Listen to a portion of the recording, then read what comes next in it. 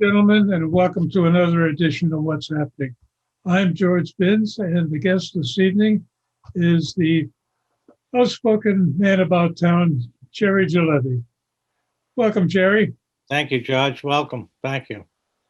Well, I guess what triggered this discussion was a couple of posts showed up in Facebook and a few other places about the sale of the Beverly Bolomet. And some of the comments about it's going to be converted into some sort of residential facility. And this is part of the grand plan, it's called Plan Beverly, of doing something along the Bass River.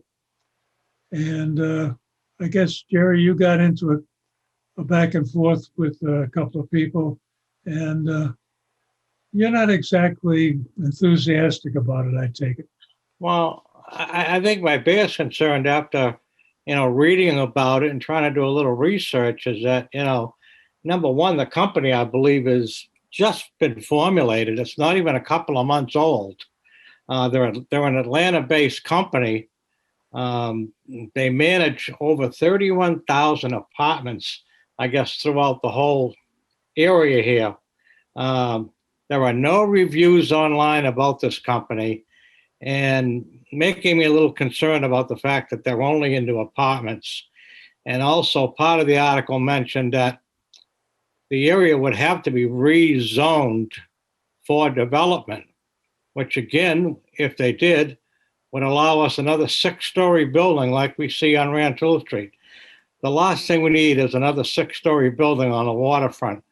I mean, we've got to be the only city in New England that has a Stop and Shop on the waterfront. I mean, that could be a beautiful area down there with, mixed development. Almost something like the Damersport Yacht Club area down there, which has a nice restaurant and a place to have weddings and outdoor activities, a marina. Just a nice mix of a little bit of everything, and I just don't see that happening. Well, I think one of the things you pointed out early on is the company was just formed. I saw this happen years ago when I was living in Hartford, Connecticut. They had an area of triple-decker houses, and the company came in and bought up the triple-deckers and knocked them all down and cleaned up the land. And they sold that to another company who came in and built the buildings, the garden apartments. Those were the in vogue construction sites back then. And when the buildings were all built, they sold them to another company that came in and just managed them. Sure. And it sounded like a pretty good deal. So you find out that it's the same cast of characters, but every time they want to make a profit, they sell it to themselves as a new company and fold up the old entity. So it's a way to protect yourself against bad turn in the market, but the bank gets stuck holding the mortgages as each one of these companies picks up a piece. So I think we're seeing a little of that, and that Windover morphed into Beverly Crossing. Yeah. And it's, again, the same cast of characters. Yeah. Well, the other thing, too, is, I don't know whether this is part of the Beverly's master plan, but, when I started thinking about what's down there and what type of master plan should be available, I mean, you've got the Bass River area, you've got the Bolomet, you've got Moynihan Lumber, you've got National Grid down there. They keep promoting the fact that we have, I believe it's the first, the second, or third largest busiest commuter rail station in the area, and yet there's no parking down there. I mean, before they do anything, additional parking has to be put down in that area. And if you're talking about adding more housing down there, I still harp on the fact that, every time you put new people and more kids down there, more services, more school, more taxes, more everything. And that's the last thing we need right now is that, we've got a middle school that is at capacity for the most part, brand new school.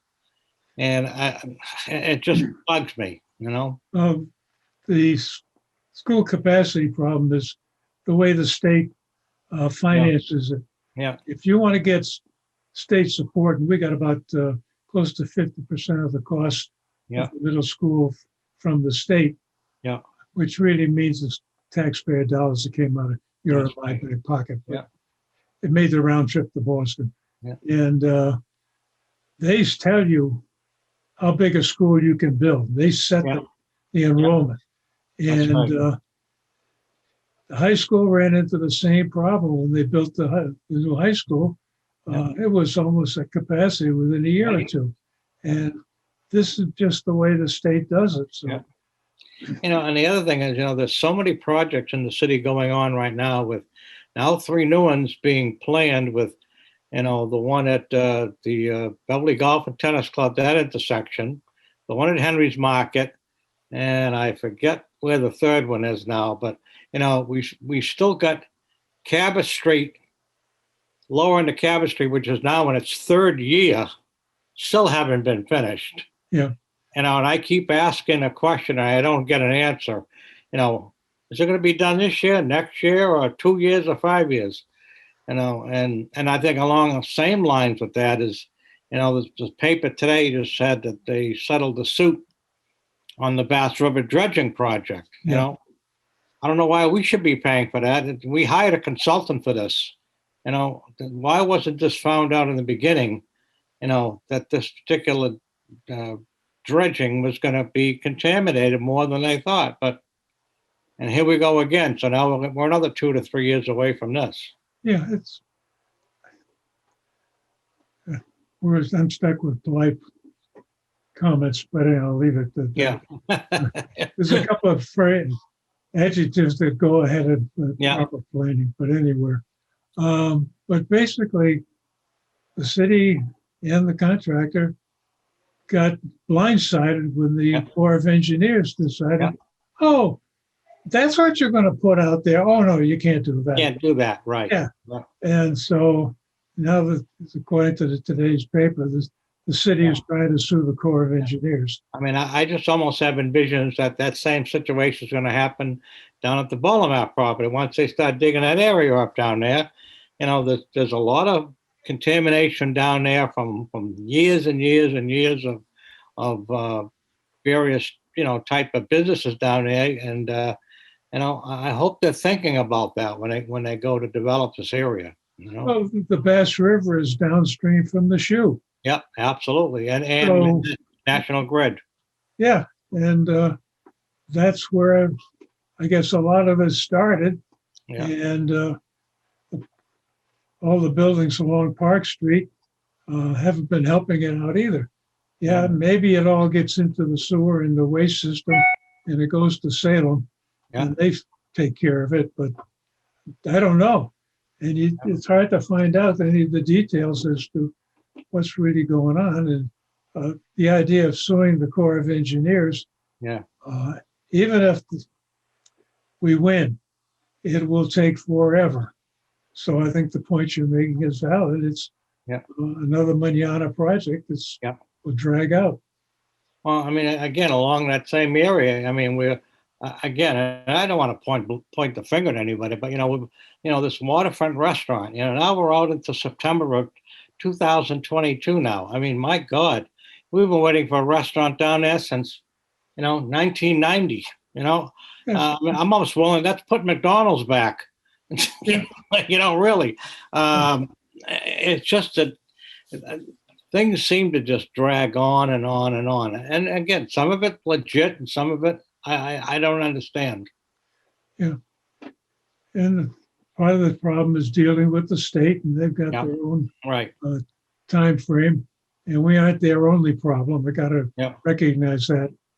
But at the same time, I think this whole concept that you're pointing out of, we're very fortunate that we used to have 5, and now we're down to 4 railroad stations. Yeah. And the concept is take advantage of the railroad stations, and we're going to be essentially a bedroom community for Boston because people who work in Boston can't afford to live there. No.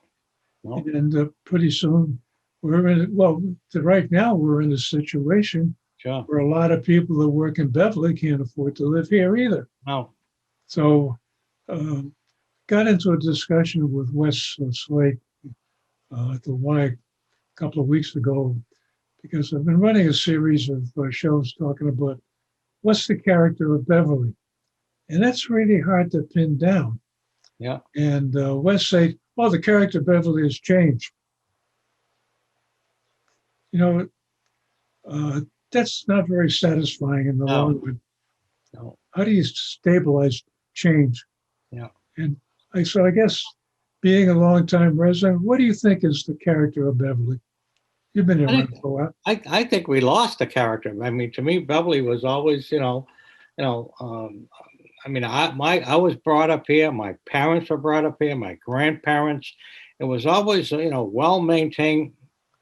We all came from this area here for generations upon generations, and not that I'm against anybody coming here to move into town, but we established roots here. I don't think the people coming in now, coming into these apartments and condos and complexes are here to establish roots. They're here to they work in Boston, get a job, and bang, they're going to move on another 4, 5, 8 years, and they get another job and go someplace else.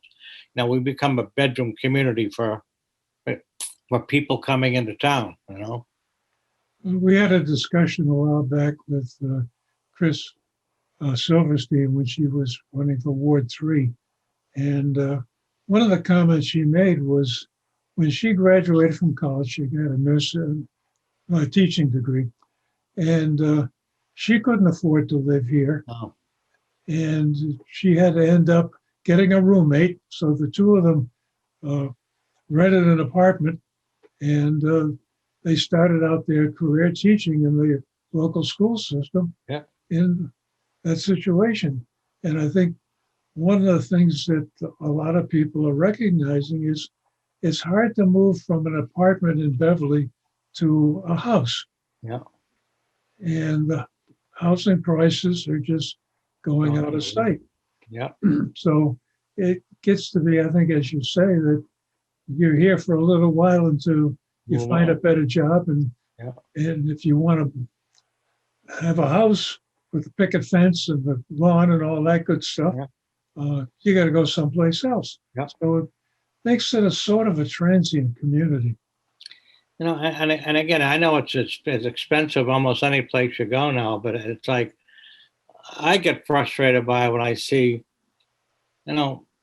so many changes being made all at once now with Cabot Street. And I know some people think it's wonderful, it's beautiful, but with the bump outs that were put in, we've lost 10, 12, 15 spaces uptown for parking.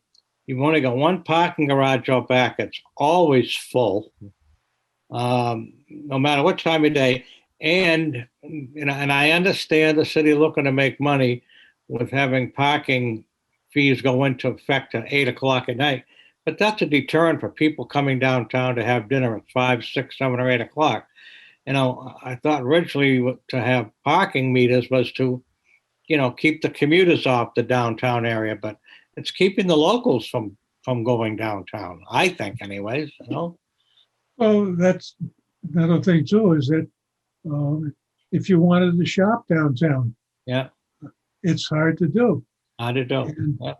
And I can remember when Bill Foley was assistant superintendent of schools, he made the comment that a man can't buy a hat in town. No. And that was his measure of all the businesses moved out to the mall. Yeah. So if you want to do anything, you go to the mall. Yeah. That's it. And I just noticed I've been getting a lot of flyers lately from this health center that's going into North Shore Mall. Yeah. Fantastic place, spectacular. And it's causing problems. It's a high price one, so I don't think it's going to affect the Y very much. Yeah. But again, you can park at the mall. Yeah, that's right. It's a little difficult to get there, but you can park there. Get there. I mean, getting back to the, the bowler mat thing there. I mean, I'm not that I'm all negative, but I really, really hope that a lot of time is spent looking at this and putting something that's really going to work out well for everybody down there. I mean, number one, there's a traffic issue down there already between McPherson and that whole area down there where the train trestle is. You got the McPherson Youth Center. You got a lot of kids in that area. You got a school up off of Bridge Street. You got the Hall Whitaker Bridge that God knows it needs to be replaced. There's a lot of work and a lot of detail is going to have to go into that whole area down there to make it look really nice. And maybe, again, if we can get some parking down there, it could be a very nice, viable place, and make it work.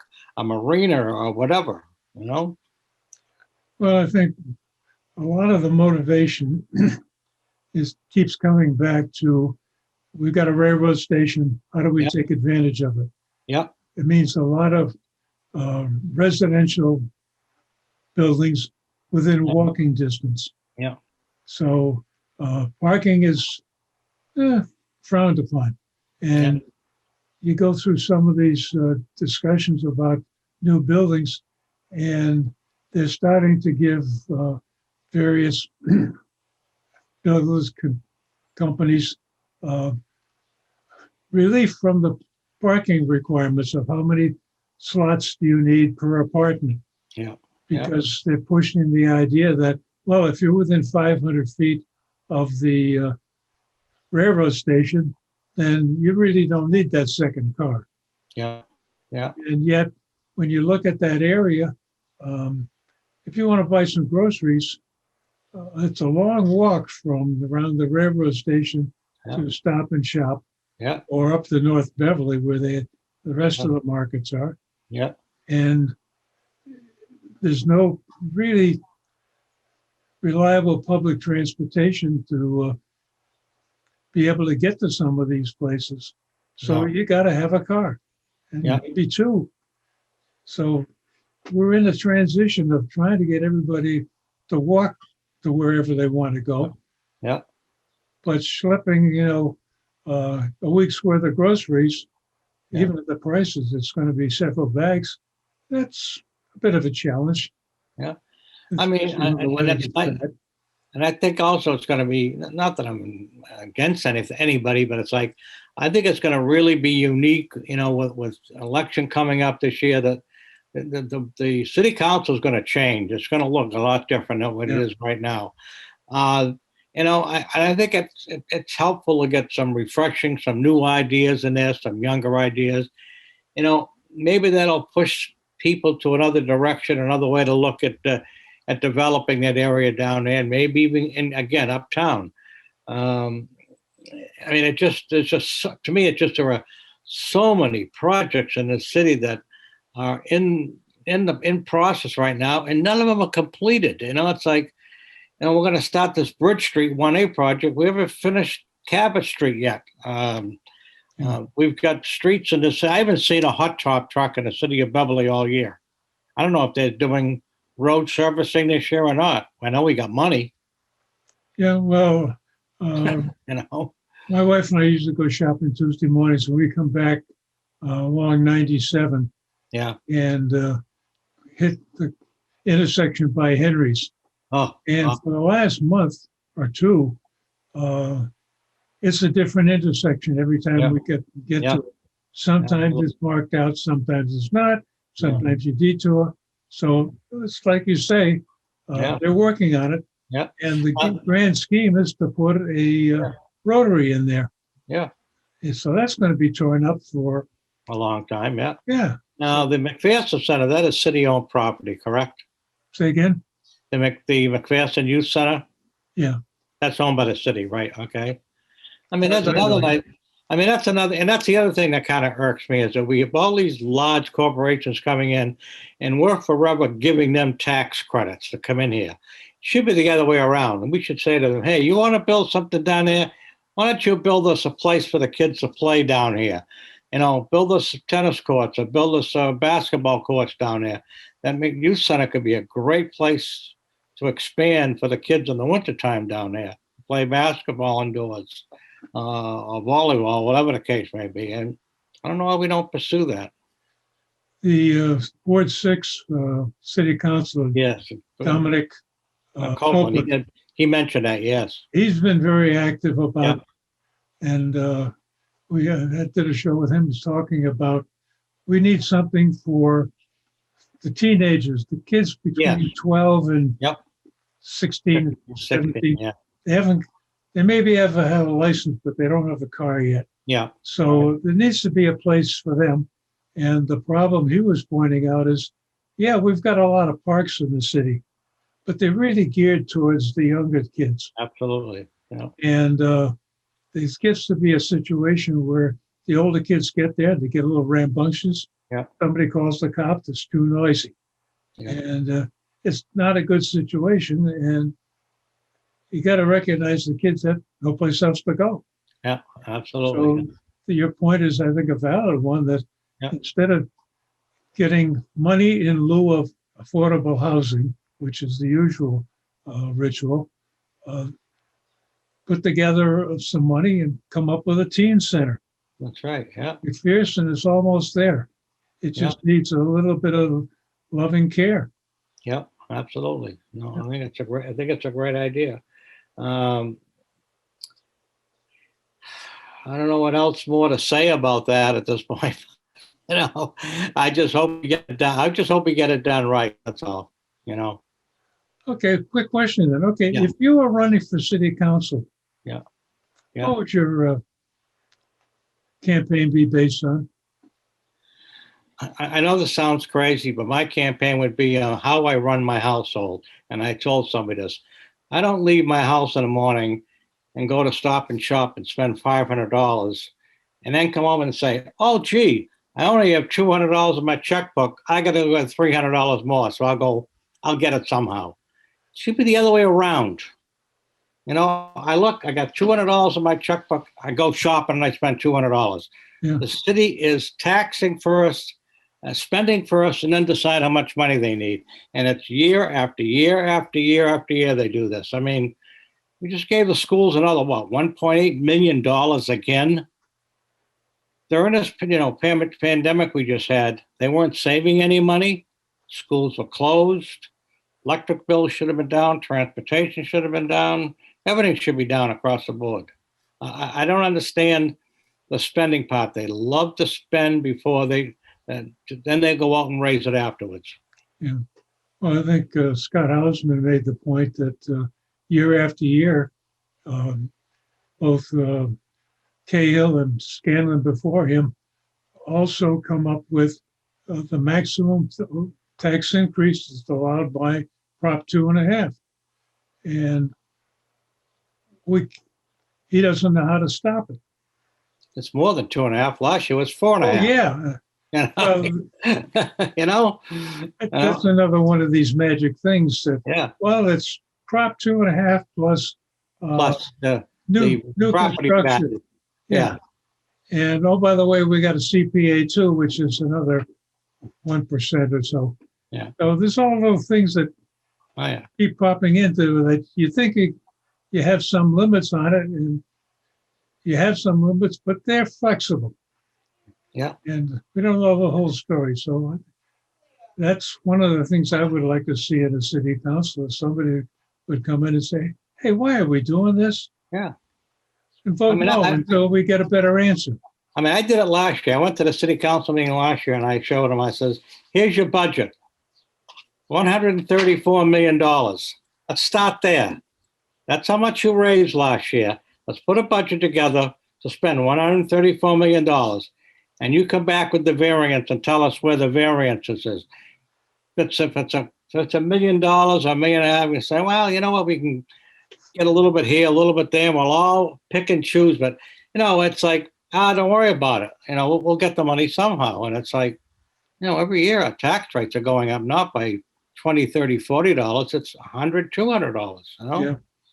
I mean, I'm almost at the point now where my taxes are exceeding my mortgage. You know, which is Yeah. crazy, you know? Well, that's part of the problem. I think that Yeah. the city is getting big, and there's a lot of projects that need to be fixed. They're not getting fixed, but the taxes are going up.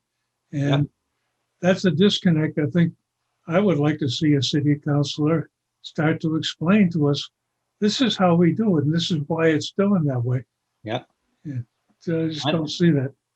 I mean, I know a lot of it is fixed cost, but you know, uh, there's just has to be another way around, you know, some of these major increases. I mean, unfortunately, a lot of it is the schools. I mean, we understand that, and you know, and yes, education is important. Of course, it is.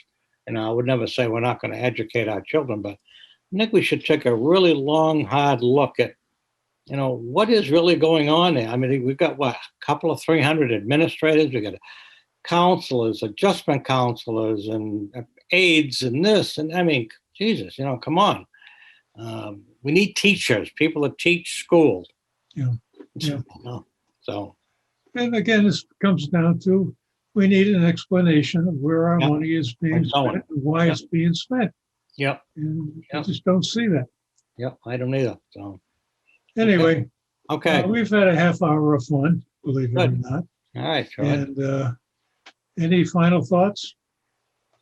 No, I'm just hoping for a better year this year. I know this is a difficult year with everybody with COVID, you know, and I have, and on the plus side, I have to say, I have to give all those who were elected and the mayor credit.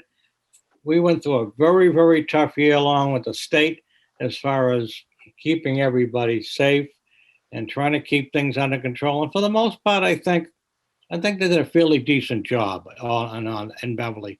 So I can't be totally negative, but I just wish that they would, like you had said, be much more upfront and telling us what's going on so we have an idea what's really going on, and to watch our dollars. That's it. Yeah. Well, thank you, George. Well, thank you for joining us, Gary, and we appreciate it. And All right, stay out of the we'll rain get now. back and have some other topics to thrash at. All right. And ladies and gentlemen, as I finish most of these shows, my name and email address shows up in the credits. So if you have a different opinion, send me an email and we can have a discussion with you sometime. And the other thing I think I wanted to point out is a lot of these late night hosts used to do these street interviews, and they used to do them with comedy in mind. Get somebody to make a stupid statement and everybody sort of giggle at it. But at the same time, I think the street interviews of the man in the street, the woman in the street, those are the ones that are paying the bills around here. And they've got a lot of thoughts on what should be happening and what isn't happening. So if you want to join us some night and talk about it, love to have you. And thanks again, Jerry. Appreciate you joining us.